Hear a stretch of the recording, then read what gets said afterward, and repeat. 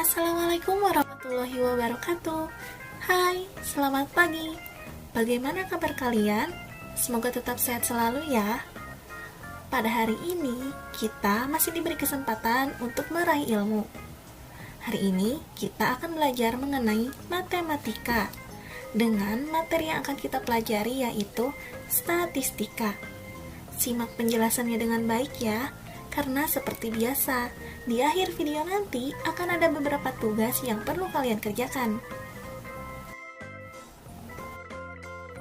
Sebelum kita beranjak lebih jauh mengenai materi ini, alangkah lebih baiknya kita berkenalan terlebih dahulu dengan statistika. Apa itu statistika? Statistika merupakan kegiatan pengumpulan, penyajian, dan pengolahan data. Lalu apa yang dimaksud dengan data? Data merupakan catatan informasi yang diperoleh berdasarkan fakta. Bagaimana cara mencari data? Caranya yaitu melalui wawancara, pembagian kuesioner, pengumpulan data yang sudah ada, dan lain sebagainya. Contoh konkretnya yaitu seorang guru dapat memperoleh data hasil ulangan peserta didik ketika sedang melakukan penilaian harian. Setelah mengumpulkan data, selanjutnya data yang diperoleh dapat disusun dan disajikan ke dalam bentuk tabel agar mempermudah dalam membaca dan menafsirkan data. Setelah itu, barulah pengolahan data. Mengapa kita perlu belajar statistika? Karena statistika sangat dibutuhkan dalam kehidupan sehari-hari agar mempermudah membaca dan memahami suatu data yang terkumpul. Ayo kita belajar mengenai menafsirkan data. Perhatikanlah pembahasan berikut ini. Di kelas 4 terdapat 35 orang siswa yang mengikuti ujian bahasa Indonesia. Dari data yang diperoleh, nilai dari 30 siswa tersebut adalah sebagai berikut. Setiap siswa mendapatkan nilai yang berbeda-beda. Ada yang 85, 90, 100, bahkan ada yang mendapatkan nilai kecil, yaitu 50. Ayo kita sajikan data di atas ke dalam bentuk tabel. Dari data sebelumnya, kita memperoleh data nilai hasil ujian bahasa Indonesia dari 35 orang siswa. Data yang telah diperoleh dapat disusun dan disajikan ke dalam bentuk tabel agar mempermudah dalam membaca dan menafsirkan data. Langkah-langkah menyajikan data dalam bentuk tabel. Yang pertama yaitu kalian tentukan dulu kelompok data. Kita lihat pada nilai tersebut. Nilai berapa saja yang muncul dalam data tersebut? Yaitu nilai 80, 70, 60, 90, 100, dan 50. Berarti kelompok datanya ada 6. 50, 60, 70, 80, 90, dan 100. Setelah itu, kita hitung. Kita hitung banyak data pada setiap data kelompok. Lalu kita tuliskan pada tabel. Kita buat tabel yang terdiri dari nilai hasil ujian bahasa Indonesia, turus, dan frekuensi. Tadi telah kita peroleh bahwa kelompok nilai yang muncul yaitu nilai 50, 60, 70, 80, 90, dan 100. Nah, selanjutnya kita hitung banyak data pada kelompok nilai tersebut. Kita mulai dari kelompok nilai 50. Mari kita hitung, ada berapa banyak siswa yang mendapatkan nilai 50? Ya, benar. Yang mendapatkan nilai 50 terdiri dari 3 orang siswa. Artinya kita membuat turus sebanyak 3 buah. Lalu kita tuliskan frekuensinya 3. Frekuensi merupakan banyak data pada setiap kelompok data. Kita lanjut pada nilai 60. Kita hitung berapa banyak siswa yang mendapatkan nilai 60. Jawabannya adalah 6 siswa. Maka kita tuliskan turusnya 6, dan frekuensinya 6. Lalu kita lihat kelompok nilai yang ketiga, yaitu 70. Kita hitung berapa banyak siswa yang mendapatkan nilai 70. Yang mendapatkan nilai 70 sebanyak 8 orang. Kita tulis frekuensinya 8 dan turusnya 8. Kita lanjut pada kelompok nilai yang keempat, yaitu 80. Kita hitung berapa banyak jumlah siswa yang mendapatkan nilai 80. Jawabannya adalah 11 orang. Kita tuliskan turusnya 11 dan frekuensinya 11. Kita lanjut pada kelompok nilai 90. Kita hitung bersama ya, ada berapa jumlah siswa yang mendapatkan nilai 90? Jawabannya adalah 5 orang. Kita tuliskan turusnya 5 dan frekuensinya 5. Kita lanjut pada kelompok nilai terakhir, yaitu nilai 100. Kita lihat, ada berapa orang siswa yang mendapatkan nilai 100? Benar sekali, ada 2 orang siswa. Maka kita tulis turus 2 dan frekuensi 2. Lalu setelah itu, mari kita jumlahkan frekuensi yang ada. Apakah sesuai dengan data di awal bahwa jumlah siswanya adalah 35? Mari kita jumlahkan bersama-sama.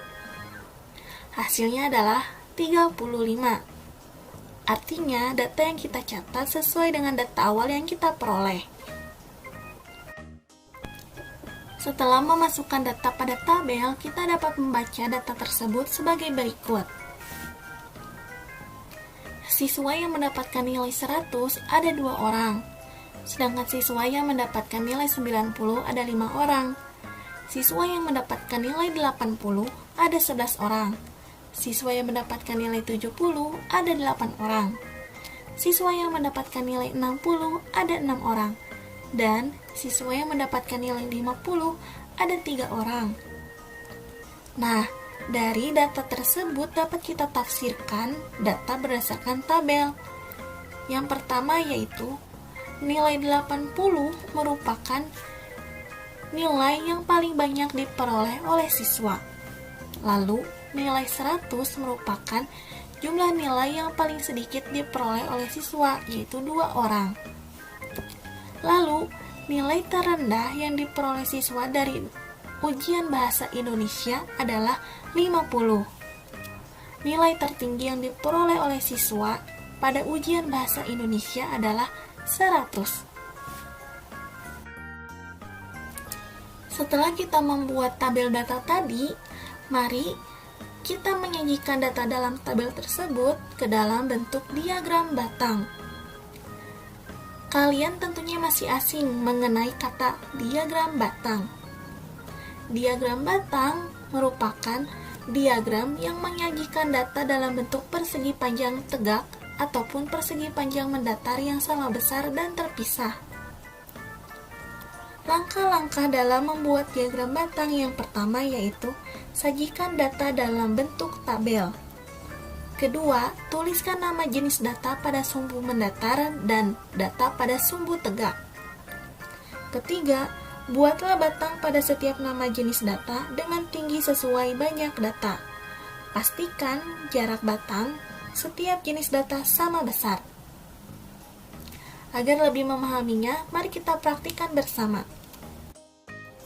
Sebelumnya, kita telah membuat tabel data mengenai hasil ujian bahasa Indonesia siswa kelas 4. Ingat bahwa langkah pertama membuat diagram batang adalah sajikan data dalam bentuk tabel. Hal ini telah kita lakukan.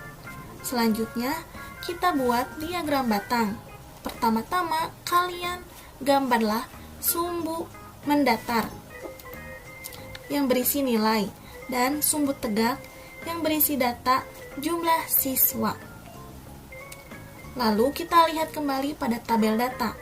Kita lihat kelompok-kelompok data yang ada, yaitu nilai 50 sampai dengan 100. Kita tuliskan kelompok-kelompok data ini pada sumbu mendatar. 50, 60, 70, 80, 90, dan 100. Setelah itu, kita buat sumbu mendatar selanjutnya yang berisikan frekuensi jumlah siswa. Kita tidak perlu menuliskan seluruh jumlah siswa, yaitu 35, tapi kita lihat pada kolom frekuensi. Pada kolom frekuensi, jumlah siswa tertinggi adalah 11 orang. Maka kita membuat sumbu mendatar sebanyak 11 garis. Mari kita buat bersama-sama. Jangan lupa cantumkan data jumlah siswanya. 1, 2, 3, 4, 5, 6, 7, 8, 9, 10, 11.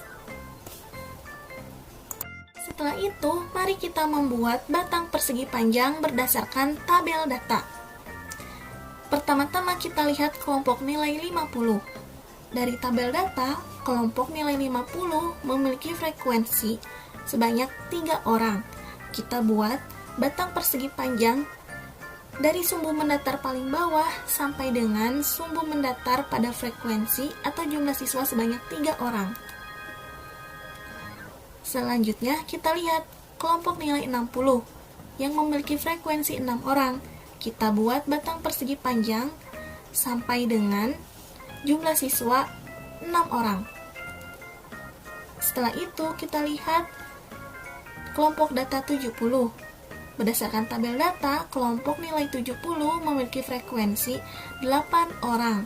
Artinya kita buat batang persegi panjang dengan panjang sampai dengan jumlah siswa 8 orang. Lalu kita lihat kelompok data nilai 80 yang memperoleh frekuensi 11 orang. Kita gambar batang persegi panjang sampai dengan garis di angka 11. Setelah itu kita lihat kelompok data nilai 90. Berdasarkan tabel data, kelompok nilai 90 memiliki frekuensi 5 orang.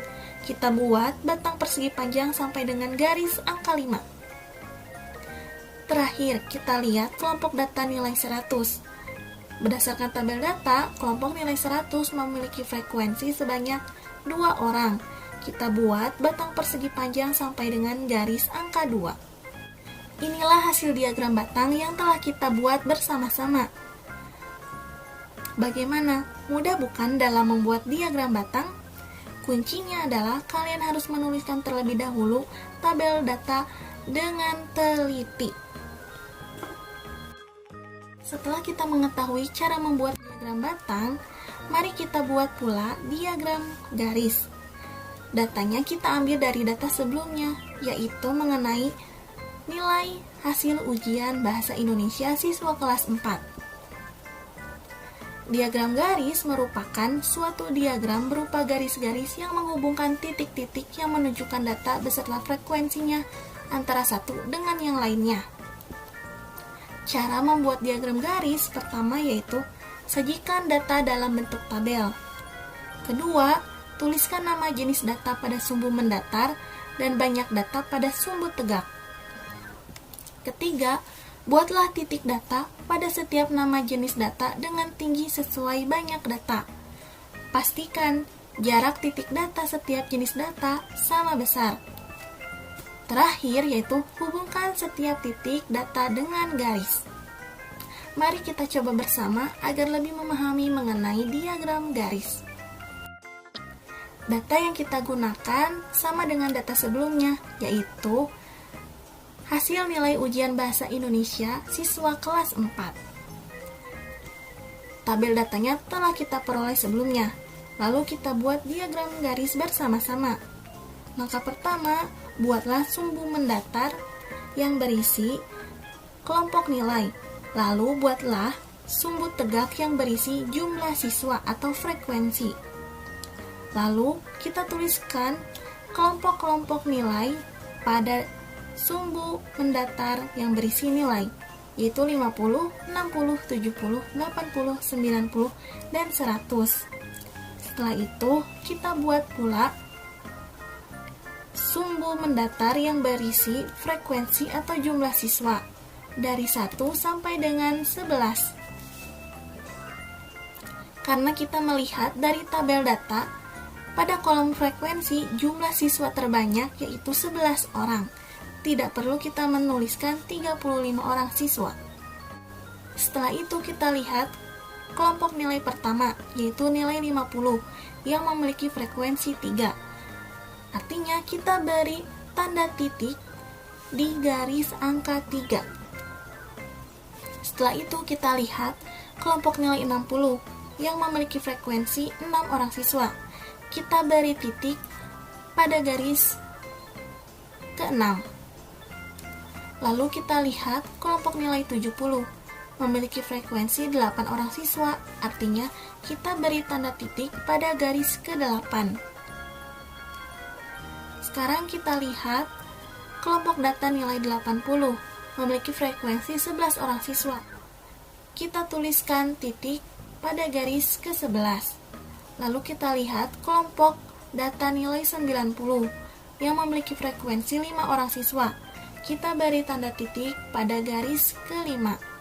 Lalu, lihat nilai data 100 memiliki frekuensi 2. Kita tuliskan titik pada garis dengan jumlah siswa 2 orang. Setelah itu, kita hubungkan titik-titik tersebut dengan garis. Nah, jadilah sebuah diagram garis dari tabel data nilai hasil ujian Bahasa Indonesia siswa kelas 4. Untuk data pada sumbu tegak, yaitu jumlah siswa, kalian tidak harus menuliskan angka 1 sampai dengan 11. Kalian bisa menggunakan variasi lain, misalnya 10, 20, 30, 40, 50, dan seterusnya. Disesuaikan dengan tabel data yang kalian miliki. Semoga materi yang disampaikan pada hari ini dapat bermanfaat bagi kalian semua. Tiba saatnya pada pemberian tugas. Kerjakanlah tugas-tugas berikut dengan teliti. Kalian bisa meminta bantuan kepada orang tua ataupun kakak kalian dalam mengerjakan tugasnya. Sekian materi yang disampaikan pada hari ini. Mohon maaf bila ada kesalahan ataupun kekeliruan dalam menyampaikan materi. Terima kasih. Wassalamualaikum warahmatullahi wabarakatuh.